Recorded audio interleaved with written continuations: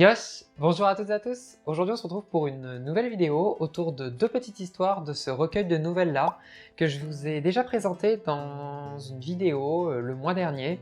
Donc c'est Gofungo ni Igai na Ketsumatsu Besto Selection. Donc pour ceux qui n'avaient pas vu encore la dernière vidéo le mois dernier sur la première histoire, une histoire que j'avais totalement adorée, je vous invite à l'écouter d'ailleurs. Eh bien, c'est un recueil de nouvelles qui regroupe plein de petites nouvelles qui sont donc lisables en 5 minutes.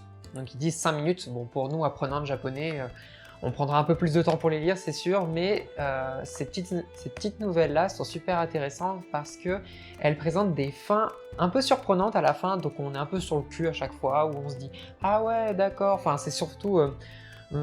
ça incite en fait, ça incite la curiosité quoi. On se demande pourquoi et comment ça va se finir. Donc c'est hyper sympa, en plus ces histoires sont pas du tout difficiles pour ceux apprenant le japonais. Donc un niveau N3 par rapport au JLPT, eh bien je pense qu'il peut lire les petites nouvelles dedans car c'est vraiment très facile. Donc pour cette vidéo je ne vais pas vous présenter une histoire, mais cette fois-ci deux petites histoires que j'ai bien entendu trouver hyper sympa. Donc la première nouvelle que je vais vous parler s'intitule Sonoto Kimade. C'est l'histoire d'un jeune garçon qui pense vivre une vie totalement lambda, c'est-à-dire que ses parents sont fonctionnaires et lui, il compte bien poursuivre ses études pour poursuivre le même travail que ses parents. Un jour, alors qu'il attendait son métro et qu'il est en train de tripoter son téléphone portable, il ressent comme quelqu'un qui le pousse par l'arrière et il tombe sur les rails. Il est incapable de bouger, il voit le wagon arriver droit sur lui, il ferme les yeux, il pense que c'est désormais la fin. Cependant, quelques instants après, il se réveille dans un parc et rien ne s'est passé. Soudain, il entend une petite voix dans sa tête qui lui explique de provenir du futur. En fait, il semblerait que les hommes du futur ont développé une technologie pour pouvoir communiquer avec les gens du passé. On lui explique que ces gens-là ont fabriqué une intelligence artificielle qui veut la fin de l'humanité dans le monde. Car cette intelligence artificielle considère les hommes comme une menace trop importante pour la Terre. Il n'y a pas trop tort d'ailleurs. Du coup, on lui explique que pour que l'humanité puisse survivre, on a besoin de lui. Et donc, ils avaient besoin que ce jeune garçon survive à ce moment-là de sa vie. Malheureusement, les hommes du futur n'ont pas encore inventé les voyages temporels. Ils sont juste capables de pouvoir parler avec les personnes du passé. La seule chose dont ils sont capables, c'est de pouvoir déplacer une personne d'un endroit à un autre grâce à des coordonnées. C'est donc grâce à ça qu'il a pu survivre. Ils l'ont simplement déplacé des rails de métro à ce parc-là avant la collision. Avant la collision. C'est bien ça le mot, putain. Ah! Depuis, ce garçon-là, il va rencontrer plein de situations dangereuses comme un incendie dans un restaurant ou un camion qui dérape, mais à chaque fois, grâce à une force mystérieuse, il va réussir à s'en sortir indemne. Bien sûr, on lui explique que ces incidents sont pas si hasardeux que ça. En fait, ils proviendraient des robots du futur qui cherchent à impacter l'environnement autour de lui afin qu'il puisse mourir. Et ce garçon-là, il a bien compris maintenant qu'il est le dernier espoir pour l'humanité, pour la survie de l'être humain, et il se dit qu'il a tant de choses à apprendre pour pouvoir, plus tard, préparer la survie de l'espèce humaine. Les années vont donc se succéder et lui, il va continuer ses études. Le premier jour de sa deuxième année de lycée, il va rentrer chez lui via une rue commerçante. Mais là, il voit des passants qui commencent à paniquer, à hurler, à courir partout, et un homme armé d'un couteau qui se lance furieusement derrière les gens. Lui, il s'apprête à s'enfuir, mais apparaît soudainement un autre jeune garçon qui se met entre l'homme fou et sa personne.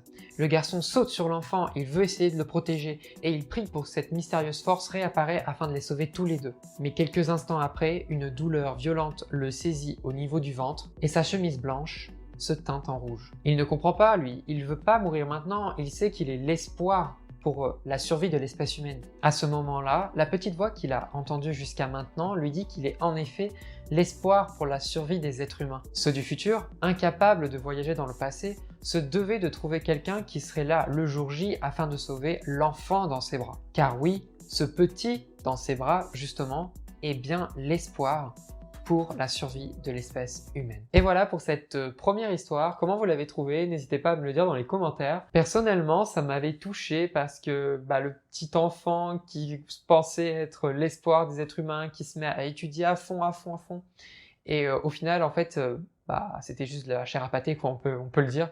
C'est triste, c'est malheureux. Quelle destinée tragique, franchement, on peut le dire. Allez, on passe à la seconde histoire maintenant. Cette histoire s'appelle Shin Shatachi, et elle parle des familles Gradwit et Znem. Deux familles qui se disputent des terres pour la chasse depuis des générations. Ce sont quelques hectares de montagnes et de forêts, pas si grands que ça, mais en tout cas très précieux pour la chasse. Il semblerait que ces terres aient autrefois été possédées par la famille Znem, mais au cours d'un procès, c'est la famille Gradwit qui les a gagnées. Du coup, la haine entre ces deux familles n'a fait que grandir, et surtout entre les gouvernants, qui ont nourri une haine bien grandissante, allant même à se menacer avec des armes à feu. Mais heureusement, héritiers d'une haute éducation, ils ne se sont jamais tirés dessus. Parfois, les hommes de Znem aiment s'infiltrer sur les terres Gradwit afin de continuer leur chasse. Bien sûr, ça gêne la famille Gradwit, puisque la famille Znem fait fuir le bétail ou en tout cas fait diminuer le bétail. Un jour, après une énième infiltration sur ces terres,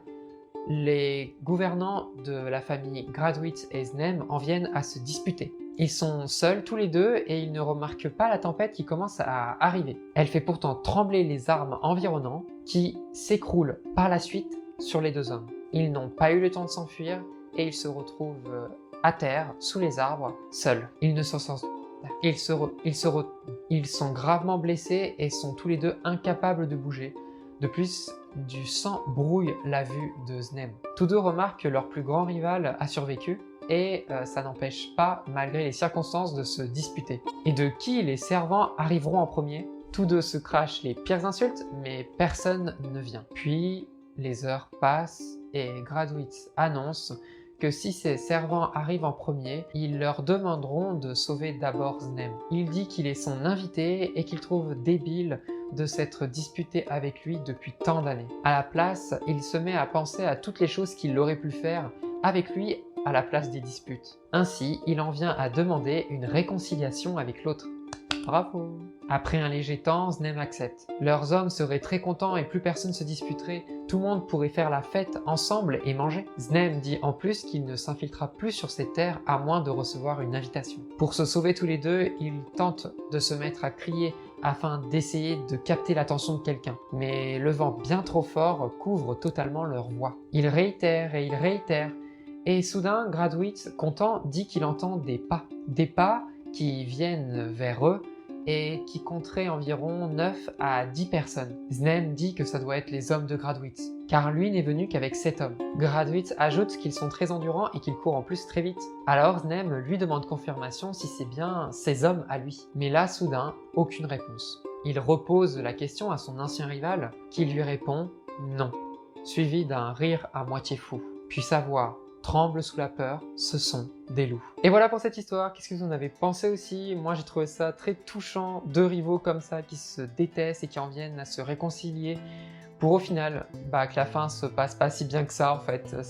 En venir à tout ça pour au final mourir bêtement comme ça, c'est trop dommage, j'ai trouvé ça super dommage. En tout cas, ces deux fins sont très tristes et j'ai trouvé ça un peu ironique au niveau du destin et c'est pour ça que j'ai voulu les présenter dans cette petite vidéo. J'espère que ça vous aura plu, dites-moi dans les commentaires laquelle vous avez préférée et n'hésitez pas du coup à laisser un j'aime, à partager, je vous redonne mon Instagram. On se dit à la prochaine pour une prochaine vidéo, salut!